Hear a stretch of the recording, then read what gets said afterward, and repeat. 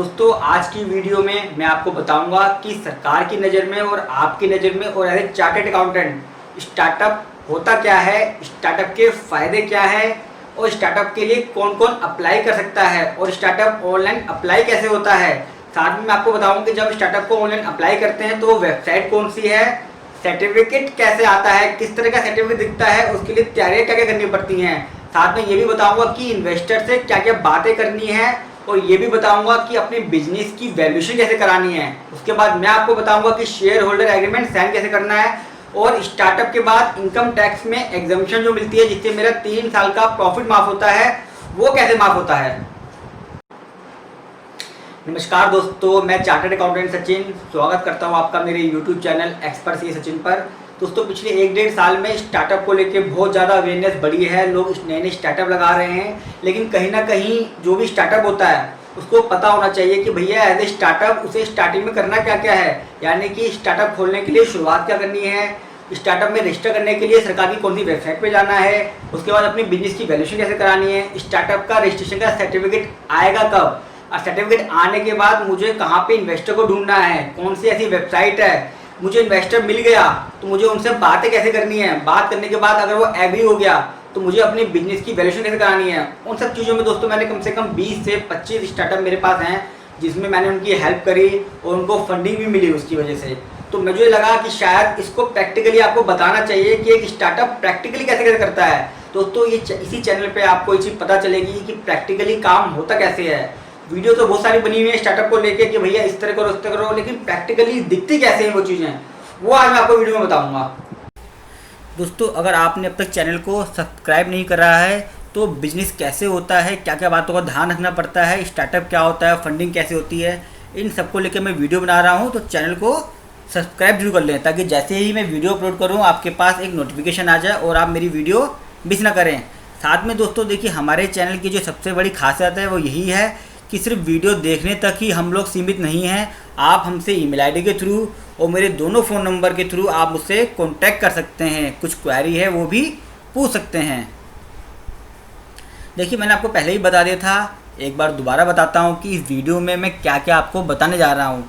Startup क्या है, मतलब सरकार की नज़र में स्टार्टअप क्या है और आपकी नज़र में स्टार्टअप क्या है, कौन कौन स्टार्टअप को अप्लाई कर सकता है, अप्लाई करना कैसे है ऑनलाइन।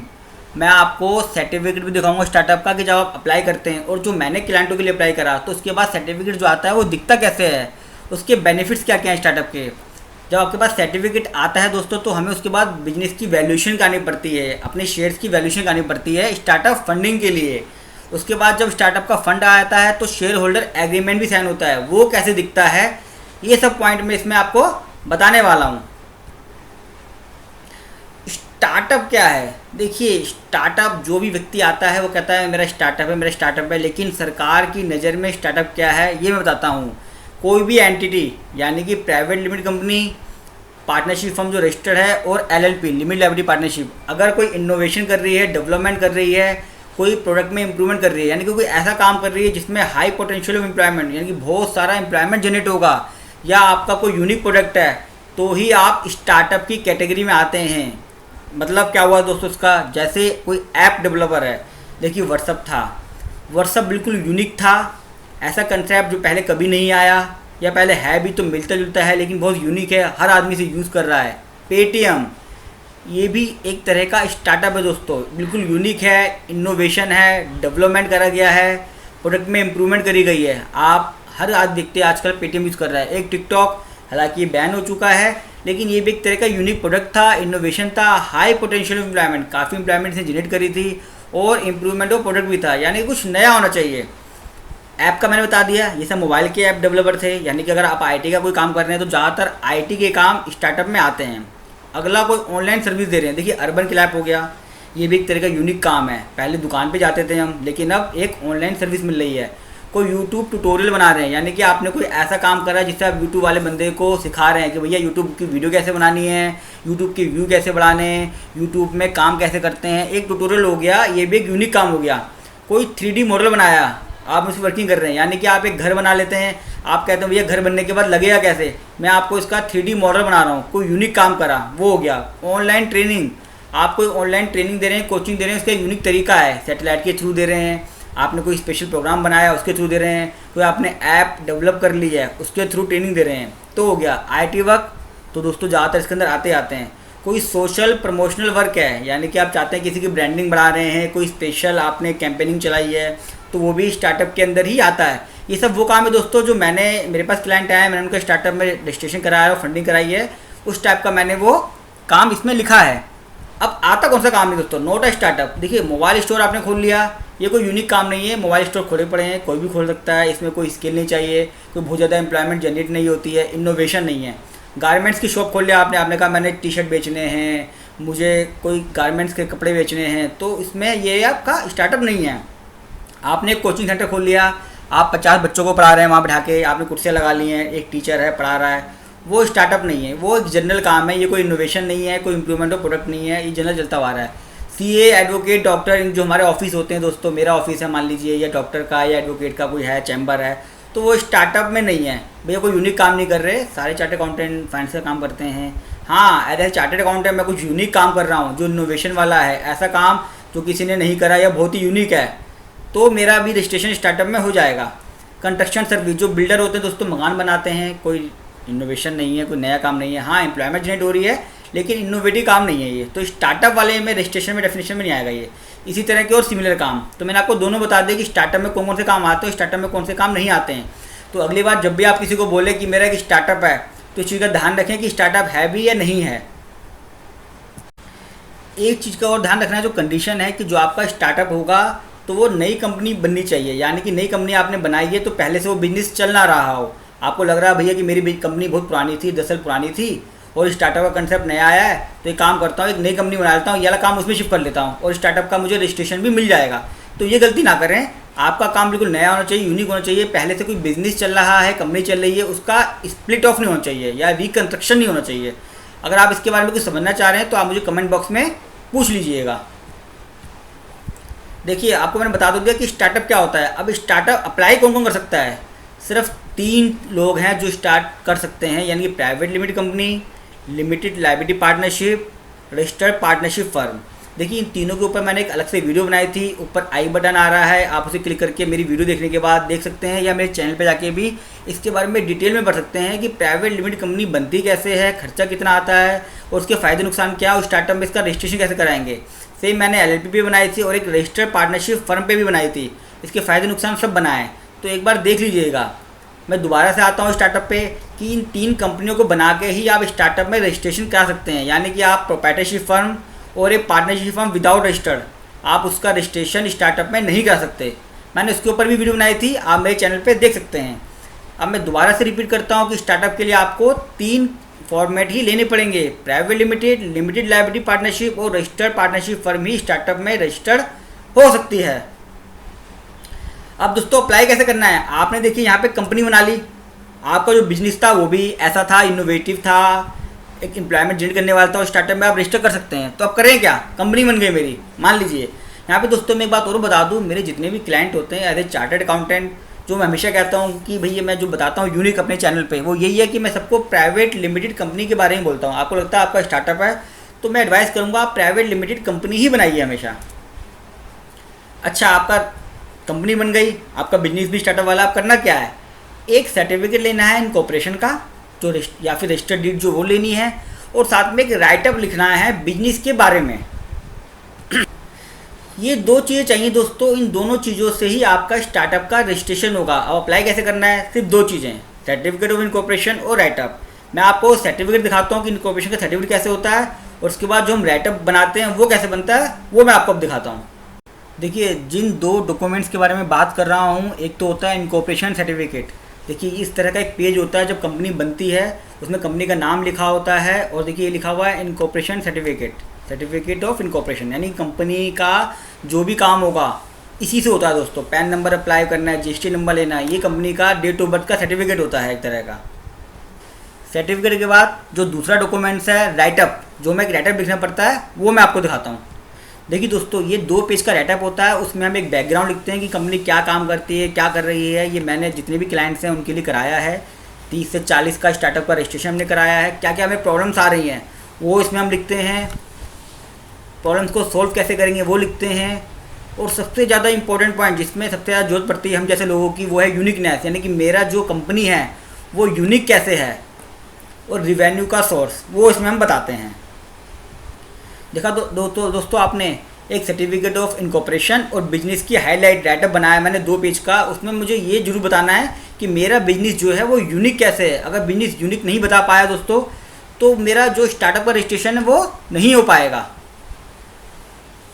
चलिए, आपने सर्टिफिकेट ले लिया, अब आपने राइटअप भी लिख लिया 2 पेज का। अब क्या करना है दोस्तों उसके बाद? देखिए, आपने अपनी ईमेल आईडी, सेकंड स्टेप जो है अपनी ईमेल आईडी रेडी रखनी है। कोई भी अपनी ऑफिशियल ले लीजिए, पर्सनल ले लीजिए, कोई फर्क नहीं पड़ता, क्योंकि उसी ईमेल आईडी के बेस पे आपका रजिस्ट्रेशन होगा। और आपने वेबसाइट खोलनी है startupindia.gov.in। इस वेबसाइट पे ही आपका स्टार्टअप का रजिस्ट्रेशन होगा। दोस्तों, ऑनलाइन कैसे रजिस्ट्रेशन कराना है इसकी मैंने एक अलग से वीडियो बनाई है, चैनल को सब्सक्राइब कर लीजिएगा तो आपको पता चल जाएगा कि आपने क्या करना है। अभी मैं आपको एक ओवरऑल व्यू दे रहा हूँ। तो आपने अपने आप को रजिस्टर कर लिया आपने इसमें, तो मान लीजिए आपके पास 2 से 3 दिन के अंदर एक सर्टिफिकेट आएगा, इस तरह का सर्टिफिकेट। ये मैंने अपने एक क्लाइंट का सर्टिफिकेट लगाया है। देखिए, सर्टिफिकेट नंबर लिखा हुआ है, एक ये आपका नंबर आता है DIPP का। DIPP की फुल फॉर्म ये लिखी हुई है, department of promotion of industry and internal trade, और स्टार्टअप इंडिया का साइन लगा हुआ था। इसकी बहुत बड़ी वैल्यू है दोस्तों सर्टिफिकेट की, ये आसानी से नहीं मिला है, बड़ी मेहनत लगती है इसमें। देखिए, कंपनी बनी है 5/1/2016 को, लिखा हुआ गया startup by department of promotion, किस फील्ड में, एजुकेशन इंडस्ट्री में and e learning, self certified. अब दोस्तों इसमें एक चीज़ और लिखी होती है कि सर्टिफिकेट वैलिड कब तक है। ये वैलिड है 10 साल तक, और तब तक जब तक कि 100 करोड़ की टर्नओवर मेरी पार नहीं हो जाती। यानी कि मेरी कंपनी बनी है 5/1/2016 को मेरी कंपनी बनी थी, और सर्टिफिकेट इशू हुआ है 26/5/20 को, मई में कराया है। तो देखिए वैलिड कब तक है ये, 4/1/2026 को, यानी कि यहाँ से लेके 10 साल तक, 10 साल के लिए वैलिड है। या 100 करोड़ की टर्नओवर पार हो गई, मान लीजिए मेरी अगले साल टर्नओवर 150 करोड़ होती है, तो इस स्टार्टअप सर्टिफिकेट का कोई भी यूज़ नहीं है। देखा दोस्तों कितना अच्छा सर्टिफिकेट लग रहा है, बॉर्डर बना हुआ है। क्लाइंट बहुत खुश होता है मेरा जब कोई सर्टिफिकेट मिलता है, एक स्टेप जो है वो पार हो जाता है, और बहुत सारे फ़ायदे हैं इसके। तो ये सर्टिफिकेट आपको मैंने दिखा दिया है, 10 साल के लिए वैलिड होता है ये। अब दोस्तों सर्टिफिकेट तो मेरे पास आ गया, मैं स्टार्टअप में रजिस्टर भी हो गया। अब अगला स्टेप क्या है, मुझे अगला स्टेप क्या करना है? देखो दोस्तों, अगला स्टेप मेरा है आपको लिमिट के बारे में बताना। किसकी लिमिट क्या है? मैंने बताया आपको 10 साल की लिमिट है, यानी कि आपकी कंपनी अगर 1/1/2020 को बनी है और आपने अप्लाई करा 1/8/2020 को, तो आपके 10 साल काउंट होंगे यहाँ से, 1/1/20 से 31/12/2019 तक का आपका स्टार्टअप का रजिस्ट्रेशन वैलिड है। और मैं आपको बता दिया 100 करोड़ की टर्नओवर पार अगर होते ही आपका स्टार्टअप का स्टेटस खत्म हो जाएगा। यानी कि सरकार मानती है कि भैया 100 करोड़ की टर्नओवर बहुत ज़्यादा है, 100 करोड़ टर्नओवर पार हो गई है, तो आपको स्टार्टअप रह के करना क्या है? अब आपको फंडिंग की, इन सब चीज़ों ज़रूरत की, सरकार के बेनिफिट्स की कोई भी ज़रूरत नहीं है। अब अगला स्टेप और सबसे ज़्यादा ज़रूरी स्टेप जो मुझे स्टार्टअप के रजिस्ट्रेशन की बात कराना है, मुझे कराना है अपनी शेयर की वैल्यूशन। मैंने प्राइवेट लिमिटेड कंपनी तो बना ली है, मैंने अपना एक आइडिया भी डेवलप कर लिया है, मैंने अपनी एक ऐप भी डेवलप कर ली है, मैंने एक ऐप बना ली है जो लोगों को पढ़ाएगी, लिखाएगी, बताएगी कि कैसे अपने एजुकेशन को बढ़ाना है। तो अब मैं उसकी वैल्यू कैसे लगाऊँ? वो ऐप मेरी 50 करोड़ की है, 100 करोड़ की है, 200 करोड़ की है, उसकी वैल्यू कैसे लगाऊँ? ये अगला स्टेप है दोस्तों। देखिए, जो वैल्यूशन होती है, जो वैल्यूशन हम करवाते हैं, उसका मेथड होता है discounted free cash flow method. और कौन करता है दोस्तों? सिर्फ मर्चेंट बैंकर जो रजिस्टर्ड है सेबी के साथ। इसकी मैंने कंप्लीट लिस्ट अपनी कमेंट बॉक्स में डाल दी, आप देख सकते हैं। आप मेरे से भी कॉन्टैक्ट कर सकते हैं इस चीज़ के लिए, मैं आपकी इसमें हेल्प कर सकता हूँ दोस्तों, कि वैल्यूशन कैसे होती है, क्या करना है। कि दोस्तों मैं आपको सब चीज़ें इसलिए बता रहा हूँ कि आप एज ए स्टार्टअप आपको उन चीज़ों की नॉलेज होनी चाहिए। आप किसी से बात कर रहे हैं, इन्वेस्टर से या किसी सीए से बात कर रहे हैं, और आपको कुछ नहीं पता, तो आपका स्टार्टअप किस बात का? आपको बेसिक नॉलेज तो होनी चाहिए ना कम से कम इन चीज़ों की। देखिए, अब ये वैल्यूशन कैसे होती है दोस्तों, discounted free cash flow method की वैल्यूशन कैसे करते हैं, ये मैं आपको दिखाता हूँ। अब दोस्तों बिजनेस की जो वैल्यूशन करनी होती है, या अपनी शेयर्स की वैल्यू निकालनी है, जो मैंने बताया आपको, मैंने एक ऐप जो है डेवलप कर लिया, और बहुत ही पोटेंशियल है, आगे जाके बहुत प्रॉफिट कमाएगा। देखिए, ये वर्किंग होती है, assumption, balance sheet, profit, tax, ये सब पॉइंट्स होते हैं। मैं हल्का सा एक ओवरव्यू आपको दे रहा हूँ, आपको समझ में आनी चाहिए कि वैल्यूशन हम लोग करते कैसे हैं। देखिए, मैंने एक इंस्टॉल कैपेसिटी निकाली, प्रॉफिट निकाला, प्रॉफिट आफ्टर टैक्स निकाला। ये सब निकालने के बाद मेरा फ्यूचर प्रॉफिट आ जाता है। जब मेरा फ्यूचर प्रॉफिट आ गया, ये देखिए पूरी वर्किंग है। ये मैं डिटेल में नहीं समझा पाऊँगा क्योंकि वो आपके सर के ऊपर से जाएगी, लेकिन एक हल्का सा ओवरव्यू आना चाहिए। हम 5-6 सालों के प्रॉफिट निकालते हैं, एक अपना डिस्काउंटेड कैश फ्लो वर्किंग का रेट लगाते हैं।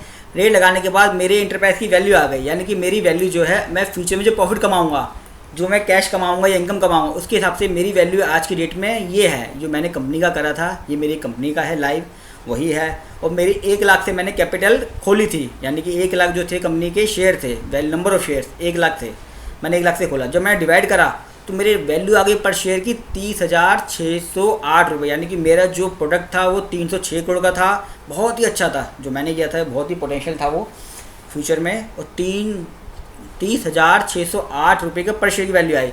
और मान लीजिए आप कहते हैं दोस्तों कि मैं 1 लाख शेयर और इशू करूँगा या किसी को 10 शेयर दूंगा, तो जब आप 10 शेयर देंगे तो उसकी वैल्यू आप निकाल सकते हैं 10 मल्टीप्लाई बाई ये, तो यानी कि आप उससे मांगेंगे 3,06,000 रुपये। यानी कि आप किसी इन्वेस्टर को अगर आप 10 शेयर देना चाह रहे हैं तो 3 लाख रुपये मांगेंगे, 3,06,000। आप कहते हैं कि नहीं भैया, इन्वेस्टर कहता है मैं तो आपका प्रोजेक्ट तो बहुत बढ़िया है, मैं 100 शेयर लूँगा, तो 100 शेयर अगर लेगा तो आपको 30 लाख रुपये देगा। देखिए दोस्तों, बल्ले बल्ले है, 100 शेयर के आपको 30 लाख मिलने हैं। पर डिपेंड करता है ये सब वर्किंग पे, और आपने वर्किंग कैसे करी, आपने रेट कैसे लिया, आपने प्रोजेक्शन कैसे निकाली। स्टार्टअप का राइटअप और ये बिजनेस की वैल्यूएशन, 2 चीज़ें सबसे ज़्यादा इंपॉर्टेंट है। इन्वेस्टर इस चीज़ को देखता है कि भैया आपने प्रोजेक्शन कैसे निकाली है, क्या सिर्फ फार्मूला लगा दिया या इसका कोई बेस भी है। देखिए, मैंने आपको discounted free cash flow method से आपके बिजनेस की वैल्यूएशन निकाल ली। आपकी शेयर की वैल्यू जो 30,000 रुपये आई एक शेयर की वैल्यू, वो निकाल के बता दी। अब इसके बाद मर्चेंट बैंकर आपको एक सर्टिफिकेट देगा। मर्चेंट बैंकर कैसे देता है वो भी मैं आपको दिखाता हूँ। मर्चेंट बैंकर की दोस्तों जो मैं बता रहा हूँ रिपोर्ट मिलती है। देखिए, इस तरह की रिपोर्ट होती है, पूरा उसमें बताया जाता है क्या काम कर रहे हैं, फ्लो चार्ट, कंपनी के बारे में जो करवाया था, इस तरह का आता है। रिपोर्ट साइन होती है और साथ में मैंने बताया कंपनी की वैल्यूएशन निकाली जाती है। कंपनी की वैल्यूएशन के अंदर शेयर की वैल्यू, देखिए इस केस में क्या था, पर वैल्यू शेयर जो 5,000 रुपये आई थी, यानी कि इन्वेस्टर से जो पैसा लेना है, अगर आपने 10 शेयर इशू करने हैं तो 10 शेयर के आपको वो 50,000 रुपये देगा, जो कि एक रीजनेबल लेंस है। देखिए, इसमें भी ये करा गया है कि अगले 4 साल के प्रॉफिट, क्या प्रॉफिट आएगा फ्यूचर में, उसके हिसाब से एक वैल्यू ली जाती है। और साथ में दोस्तों आखिर में ये भी लिखा जाता है कि भैया क्या क्या हमने एजम्पशन और प्रजम्पशन लिए हैं। ये एक रिपोर्ट होती है, मर्चेंट बैंकर देता है एज ए प्रूफ के तौर पर कि आपकी बिजनेस की इतनी वैल्यू है।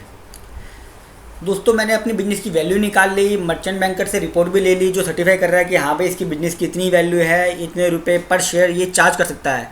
अब मुझे इसके बाद क्या करना है, इसके बाद मुझे इन्वेस्टर से बात करनी है, मेरे पास पैसा आएगा। देखिए, इन्वेस्टर से कैसे बात करनी है, क्या बात करनी है, क्या क्या इन्वेस्टर ध्यान रखता है, इन्वेस्टर मिलेगा कहाँ, इसके लिए मैंने एक सेपरेट वीडियो बनाई है, वो मैं आपको बताऊँगा, क्योंकि एक वीडियो में सारा समझाना में सब कुछ झोलमोल हो जाएगा।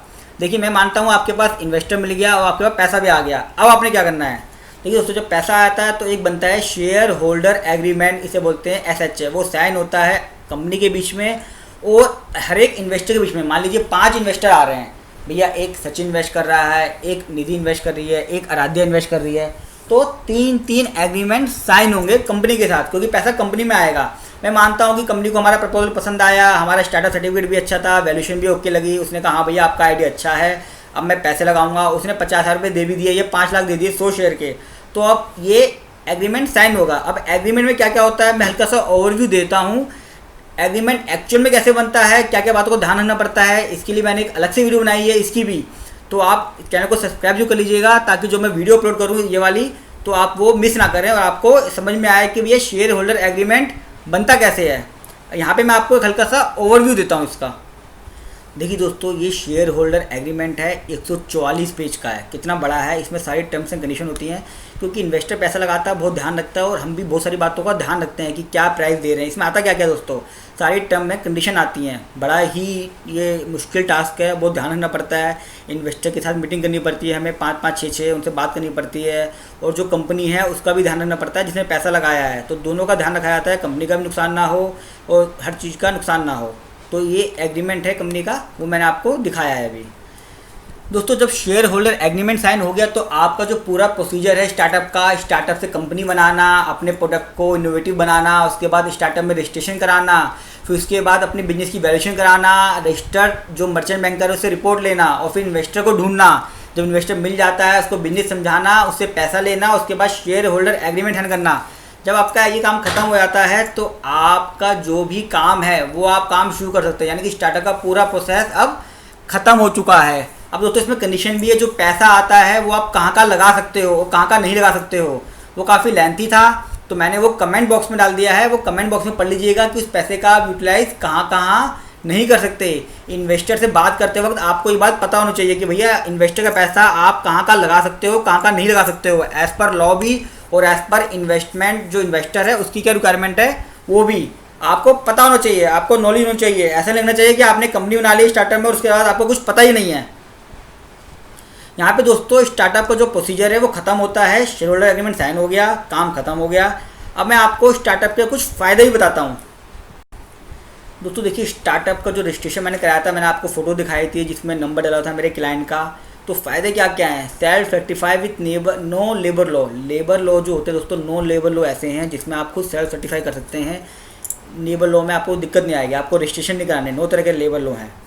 कोई इंस्पेक्शन नहीं होगा 3 साल का अंडर लेबर लॉ में, यानी कि PFSI से जो परेशान करते हैं इन सब चीज़ों से मुक्ति मिल जाती है 3 साल तक के लिए। पेटेंट की एप्लीकेशन पे 80% ऑफ है अगर आपके पास स्टार्टअप का रजिस्ट्रेशन का सर्टिफिकेट है। ट्रेडमार्क में 50% डिस्काउंट मिलता है अगर आपके पास स्टार्टअप का रजिस्ट्रेशन है। पब्लिक प्रोक्यूरमेंट पॉलिसी में भी बड़ा फ़ायदा है। अगर आप स्टार्टअप में रजिस्टर्ड हैं तो आपको अननेस्ट मनी डिपॉजिट, यानी कि आप कहते हैं भाई कोई टेंडर निकला है उसमें मुझे 25,000 रुपये अननेस्ट मनी डिपॉजिट रखनी पड़ेगी या 1 लाख रखना पड़ेगा, बड़े टेंडरों में 5 लाख तक होती है, तो आपको उससे माफ़ी है। कोई मिनिमम एलिजिबिलिटी रिक्वायरमेंट नहीं है, यानी कि वही नहीं कहते भैया अगर स्टार्टअप में रजिस्ट्रेशन हो गया आपका, आपने कंपनी बनाई, कंपनी बनाते ही आपने कोई भी पब्लिक प्रोक्यूरमेंट पॉलिसी की नोटिफिकेशन थी, आपने उसमें टेंडर में अप्लाई कर दिया, तो वहाँ पे लिखा हुआ 5 साल मिनिमम एक्सपीरियंस चाहिए।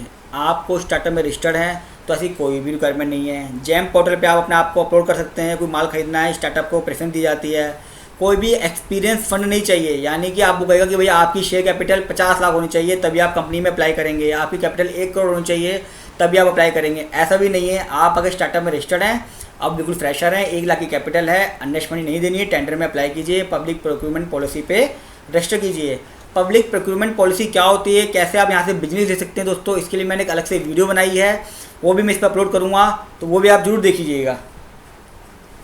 सबसे बड़ा फ़ायदा स्टार्टअप को दोस्तों 3 साल का प्रॉफिट माफ़ होता है 5 साल के टेन्योर में, यानी कि अगर आपने स्टार्टअप का रजिस्ट्रेशन कराया है 1 अगस्त को और आपको स्टार्टअप का सर्टिफिकेट भी मिल गया है 5 अगस्त को, मैं मान लेता हूँ, तो अगले 5 सालों के लिए, यानी कि 2020, 2021, 2022, 2023, 2024, इन 5 सालों में आप कोई भी 3 साल चुन सकते हैं कि भैया 3 साल का पूरा प्रॉफिट, जितना भी बुक्स में प्रॉफिट आ रहा है पूरा प्रॉफिट माफ़ हो जाएगा। मान लीजिए स्टार्टअप है, पहले साल में लॉस हो गया, तो आप, मैं एडवाइस करता हूँ क्लाइंट को कि भैया पहले साल दूसरे साल ना लें, क्योंकि स्टार्टअप में इतनी जल्दी प्रॉफिट नहीं आता, लेकिन अगले 3 सालों में दोस्तों स्टार्टअप में बहुत तगड़ा प्रॉफिट आता है, तो तब आप इसको अवेल करें।